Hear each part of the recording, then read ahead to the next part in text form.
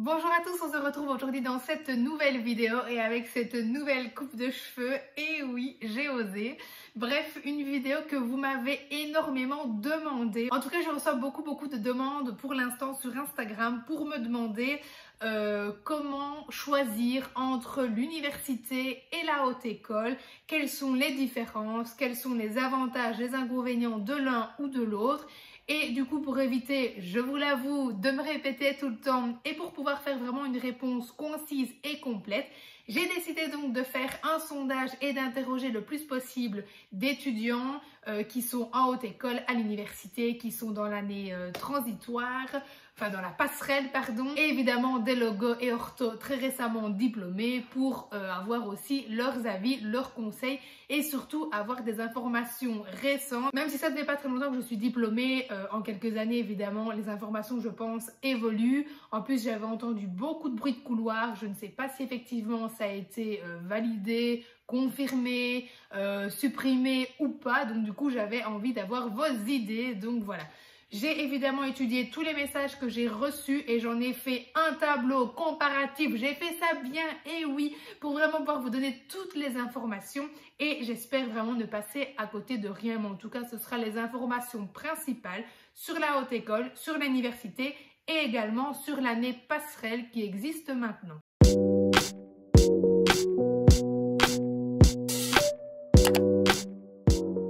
Commence évidemment, la plus grosse différence qu'il y a entre la haute école et l'université, c'est effectivement le nombre d'années, puisqu'à la haute école, vous allez avoir 3 ans d'études, alors qu'à l'université, vous aurez 5 ans, comme à peu près partout de toute façon. Évidemment, ce qui va changer par rapport à ce nombre d'années, c'est qu'à la haute école, vous allez avoir des journées très soutenues, très longues, très condensées, donc c'est un rythme évidemment qui n'est pas le même qu'à l'université, puisqu'il va falloir condenser ce qu'on voit en 5 ans en 3 ans. Personnellement, et avant de, c'est vrai que j'aurais dû commencer par là, je suis allée à la haute école très sincèrement, je préférais faire 3 ans que 5. Voilà. Enfin, je vais être honnête avec vous, j'avais envie d'avoir terminé entre guillemets le plus vite possible pour pouvoir peut-être après refaire quelque chose d'autre. Je m'étais quand même renseignée pour l'université à la base parce que j'hésitais entre la psychologie et la logopédie. Donc j'ai pris les informations à l'université parce qu'en fait les 2 premières années sont communes avec les psychologues. Donc concrètement, quand vous allez à l'université, les 2 premières années qui sont communes avec les psychologues, vous n'avez pas de cours logo. C'est clairement que de la théorie, énormément de cours du coup de psychologie, même si vous allez aussi en bouffer à la haute école, hein, ça je vous rassure ou pas. Et donc du coup, vous commencez purement les cours logo à partir de la 3e année. Donc, je m'étais dit que ça pouvait être un bon compromis pour moi puisque j'hésitais encore entre les deux et que je m'étais dit qu'à partir de la 3e année, je me dirigerais soit vers la logopédie, soit vers la psychologie. Finalement, j'ai abandonné l'idée de la psychologie parce que je me suis dit qu'il n'y aurait peut-être pas forcément beaucoup de débouchés, etc. J'avais un petit peu la crainte à ce niveau-là et que clairement, je pense que le côté créatif m'aurait manqué. Donc, j'ai laissé tomber l'idée et je me suis du coup dirigée directement vers la haute école pour directement commencer dans le vif du sujet avec des cours de logopédie et évidemment avec de la pratique. Comme je vous le disais, à la haute école, vous allez directement commencer. Donc, personnellement, et attention, ça diffère d'une école à l'autre et je sais qu'il y a eu peut-être des petits changements, mais personnellement à la haute école, dès la première année, j'ai été en stage, évidemment des stages d'observation. On a dû aller chez une logopède indépendante, je pense que c'était 6 heures. En maternelle, pour faire de l'observation aussi, je ne sais plus combien de temps c'était. En première primaire, toujours observation et un stage en maternelle où par contre il fallait faire une activité et évidemment du coup des rapports de stage sur nos observations et sur ce qu'on avait proposé pour la journée où on agissait et où on rentrait dans le vif du sujet. Ensuite, en 2e année, on avait des stages tous les lundis. Donc, tous les lundis, toute l'année, on est allé en stage. Et le reste des jours de la semaine, évidemment, c'était les cours et tous les travaux. Parce que je me souviens qu'on avait énormément de travaux à faire en 2e année. Et puis, à partir de la 3e année, là, évidemment, les choses se corsent. Et c'est pour ça que l'organisation, pour moi, est vraiment le point clé pour réussir ses études. Et d'ailleurs, je vous réfère tout de suite à la vidéo de comment réussir ses études où je vous partage mon avis et mon expérience. Et donc je disais, en 3e année, vous avez 3 jours de stage par semaine. Chez nous, donc moi j'ai fait mes études à Libramont à la Haute École Robert Schuman. C'était le mercredi, le jeudi et le vendredi. Le lundi et le mardi, du coup, on avait cours, donc parfois des journées jusqu'à 20 h, voire plus de cours. C'était très compliqué. Enfin, on avait les cours jusqu'à 20 h, hein, pas 20 heures de cours sur la journée, on est d'accord. Et évidemment, il y avait en plus le mémoire, donc le TFE à réaliser sur le côté. C'est pour ça qu'il faut vraiment être très organisé et tout roulera, je vous rassure. Donc bref, à l'université évidemment, puisque vous avez 5 ans, c'est un peu plus souple au niveau des horaires et vous allez évidemment aussi avoir des stages, mais ça ne commencera de toute façon, je veux dire, les cours purement logo qu'à partir de la 3e année. Vous avez tout autant de stages, bon ça varie un petit peu d'un à l'autre. Dans les témoignages que j'ai reçus, certains me disaient qu'il y avait quand même moins de stages à l'UNIF, d'autres me disaient que c'était pareil, d'autres me disaient qu'il y en avait plus, enfin bon. Ça, je ne sais pas trop, mais la différence vraiment à ce niveau-là, c'est qu'à la haute école, on est directement plongé dedans, que ce n'est pas le cas à l'université. Donc ça, c'est à vous de voir ce que vous préférez. Il y en a qui préfèrent aussi avoir un côté rassurant de se dire « Moi, je préfère d'abord me consacrer aux cours, voir un petit peu comment fonctionne l'UNIF, voir un peu comment fonctionnent les profs, voir un peu comment ça se passe au niveau des examens. » Et on verra le côté pratique après, mais ça c'est vraiment une question de choix. Moi j'avais vraiment envie d'avoir des outils entre les mains pour vraiment commencer au niveau professionnel avec le plus possible d'expérience entre guillemets et d'outils à mon actif. Au total donc à la haute école il y aura 600 heures de stage à prester sur les 3 années. À l'université, je ne sais pas parce que je pense que ça dépend également des écoles et que personne n'a su me donner finalement une réponse précise. Quand moi j'étais à la haute école, on parlait déjà que ça passe en 4 ans, puis finalement j'ai plus jamais rien entendu à ce sujet-là. Apparemment c'est toujours d'actualité mais il n'y a toujours rien qui a été fait. Le principe en fait serait de pouvoir réunir la haute école et l'université pour vraiment faire disparaître parce que c'est l'un des rares métiers qui reste encore où il y a les 2 cursus possibles. Et c'est pour ça qu'ils ont donc créé une année passerelle maintenant pour passer de la haute école à l'université et pouvoir faire le master. Je vous parlerai de l'année passerelle juste après. Je vais d'abord continuer un petit peu de vous expliquer toutes les grandes généralités puisque j'ai une abonnée qui m'a très gentiment détaillé toute son année passerelle puisqu'elle est en plein dedans. Et donc du coup, je vais pouvoir vraiment vous expliquer comment ça se passe.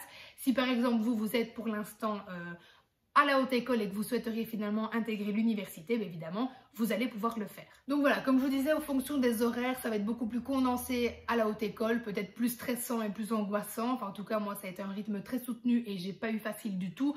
Que c'est plus étalé à l'université, encore une fois, c'est une question de choix, ça dépend ce que vous préférez subir, on va dire.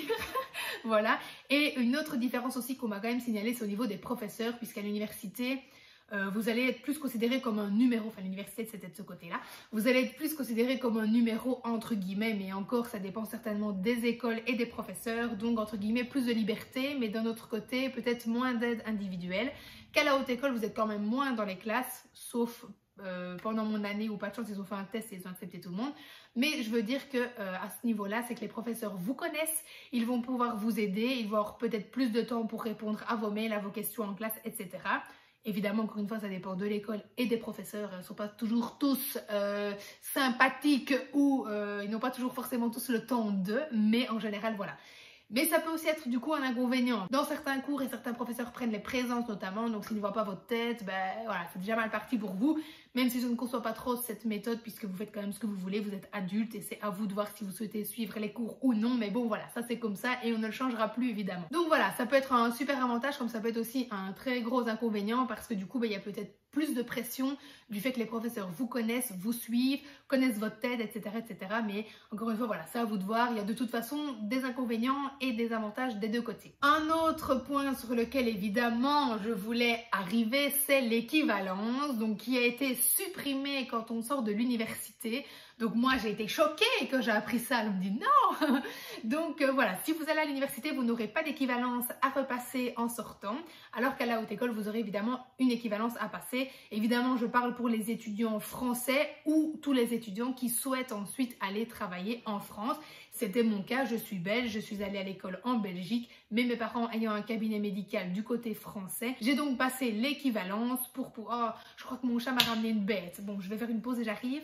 Donc du coup, j'ai passé cette équivalence pour pouvoir aller travailler en France. Je vous ferai d'ailleurs une vidéo spéciale au sujet de l'équivalence. Je sais qu'elle m'a été très demandée, mais ça y est, je vais la faire d'ailleurs tout de suite après celle-ci. Comme ça, ça sera fait. Donc je ne changerai pas de tenue. Hein, voilà, donc vous verrez bien que je les aurai fait les deux le même jour. Mais comme ça, vous aurez aussi toutes les informations. J'ai d'ailleurs préparé mon petit dossier que j'avais reçu à l'école et je vais un petit peu vous lire du coup tous les documents nécessaires, etc. Enfin bon, voilà, ça sera vraiment très administratif, mais je vais faire en 2 parties où je vais aussi vous expliquer mon parcours, les stages que j'ai effectués, etc. Comment ça s'est passé, des petites anecdotes, enfin bon voilà, un petit peu de blabla quand même. Je vais donc maintenant vous parler de l'année passerelle pour ceux que ça intéresse. Donc Donc sachez que si vous vous lancez à la haute école et puis finalement vous préféreriez pour X raisons passer par l'université, que ce soit pour avoir le diplôme universitaire, je sais qu'il y en a pour qui ça compte, moi personnellement j'en ai absolument rien à faire d'avoir la mention universitaire sur ce bout de papier, le but c'était juste de sortir et de pouvoir bosser, mais il y en a évidemment pour qui ça compte, évidemment chacun fait comme il veut.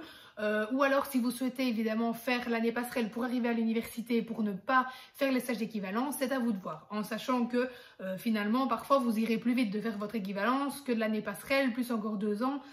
Voilà, mais ça, encore une fois, c'est une question de choix. Moi, personnellement, donc je vous avais dit que j'ai fait les 3 années d'études parce que je ne voulais pas faire plus et que je voulais peut-être faire quelque chose après. En fait, j'avais voulu faire une année supplémentaire en psychomotricité, donc c'est simplement 1 an. Sauf que malheureusement, entre-temps, effectivement, le diplôme n'a pas été reconnu et je n'avais pas du tout envie de me relancer dans une année complète d'études avec un TFE. Non, merci, je vous mets d'ailleurs la vidéo sur le TFE juste ici ou là parce que je ne sais jamais d'où le truc va sortir. Et du coup, non, j'ai pas voulu prendre entre guillemets le risque de perdre de nouveau 1 an, surtout que j'avais mon équivalence à faire pour pouvoir aller travailler, que ma maman m'attendait évidemment pour que je puisse évidemment travailler avec elle. Et du coup, j'ai finalement laissé tomber. Je me suis dit que si après j'avais du mal à trouver du travail au niveau psychomotricité, c'était peut-être une année de perdue entre guillemets, même si ça aurait évidemment été très enrichissant dans mon cursus. Mais de toute façon, avec toutes les formations qu'on peut faire aussi par après, il y a vraiment moyen de toute façon de continuer de vous former dans plein de choses. Et puis rien n'est jamais évidemment définitif. Donc qui sait, peut-être que l'année prochaine, je me relancerai dans des études de quelque chose, même si je ne pense pas, mais on ne sait jamais. Alors, je prends mon ordinateur parce qu'elle m'a vraiment envoyé beaucoup d'informations et je vous avoue que j'ai pas trop envie d'apprendre mon texte par cœur pour pouvoir vous le redonner. Donc elle me dit, peuvent entrer en année passerelle. Évidemment, c'est ce qu'elle connaît. Il y a peut-être d'autres types de profils qui peuvent y accéder. Mais des masters de linguistique français, des bachelors en logopédie pour les Suisses qui n'ont pas réussi le concours après les 3 années de logo, des bacheliers de psychologie et les logopèdes, donc des bacheliers en logopédie. Alors l'année passerelle va reprendre des cours de première, deuxième et troisième année de logo. Apparemment l'université va étudier le parcours que les étudiants ont eu pour vraiment pouvoir reproposer des cours supplémentaires et entre guillemets rattraper des cours théoriques qu'on n'a pas forcément eu à la haute école notamment, puisque certes on a énormément de théorie à la haute école, mais c'est sûr qu'ils en ont un peu plus à l'université, ils ont plus de temps effectivement que nous. Bon ben voilà, on a plus de pratique, mais je vous assure qu'on bouffe de la théorie aussi, faut pas croire. Voilà, donc elle me donne par exemple une idée, elle a eu maîtrise de la langue française, des cours sur le langage écrit, des cours sur le langage oral, etc. Donc bref, il y a autant de cours purement logo que de cours un peu casse-pieds, on va dire, hein, les cours un petit peu qui nous cassent, mais bon voilà, ça c'est comme ça malheureusement. Les cours sont beaucoup plus denses apparemment encore qu'en haute école parce qu'il y a vraiment énormément de choses à rattraper entre guillemets pour vraiment que tout le monde soit de nouveau sur le même niveau, le même piédestal. Et donc elle me dit qu'il y a beaucoup de syllabes évidemment à avoir, à apprendre. Et il y a également 30 heures de stage ainsi qu'un rapport de stage à réaliser sur l'année qui pour elles ne sont pas du tout suffisantes, mais bon voilà, c'est comme ça. Et ils ont aussi tous des cours au niveau de la méthodologie de travail pour pouvoir se préparer au mémoire, donc au TFE de la fin de vos études. Alors par contre, cette année passerelle, il faut réussir tous les crédits. Elle pense qu'il y a une petite marge quand même ou qu'on peut rater pour pouvoir accéder quand même au Master 1. Mais par contre, à ce moment-là, en fonction des cours ratés ou bien des stages ratés, on n'aura pas accès à tous les cours et ou à tous les stages dans le Master 1. Donc j'imagine que du coup, il va falloir faire l'année en plusieurs fois et du coup, vous reperdez un peu une année de nouveau. Voilà, donc clairement, elle définit cette année comme une année très difficile, stressante, très compactée et épuisant. Donc elle du coup elle a fait la haute école avant et puis maintenant elle est à l'UNIF je pense, je sais plus si elle a fini son année passerelle mais enfin bon, elle me dit quand même que le gros avantage à l'université c'est qu'effectivement il y a beaucoup de théorie mais que les profs qui sont souvent dans la recherche du coup peuvent apporter des recherches récentes et actualiser très souvent du coup les notes de cours etc, ce qui est quand même un très gros avantage et ça j'en suis bien d'accord par rapport à la haute école où je pense qu'il y a peut-être moins de réactualisation des données, même si bon, on n'a pas non plus d'énormes changements comme ça, hein, enfin en tout cas je pense, et que si vraiment il y avait des choses clés à savoir, quand même, les profs de la haute école pourraient quand même nous renseigner. Voilà, évidemment tout ce qu'elle a dit, c'est vraiment en fonction de son école, encore une fois, il y a certainement des choses différentes d'une école à l'autre, mais ça évidemment, voilà, je ne peux que vous conseiller de vous renseigner, de voir un petit peu le type de cours que vous pourriez avoir, etc., etc. Bref, voilà pour cette vidéo qui j'espère sincèrement vous aura plu, j'espère que je vous aurai apporté apporter assez d'informations cohérentes, récentes et utiles pour pouvoir vous aider à faire votre choix, que ce soit à la haute école ou à l'université. Et en tout cas, je vous dis à très vite pour une nouvelle vidéo qui sera certainement la vidéo sur les stages d'équivalence. Comme ça fera suite à celle-ci et ça sera évidemment cohérent.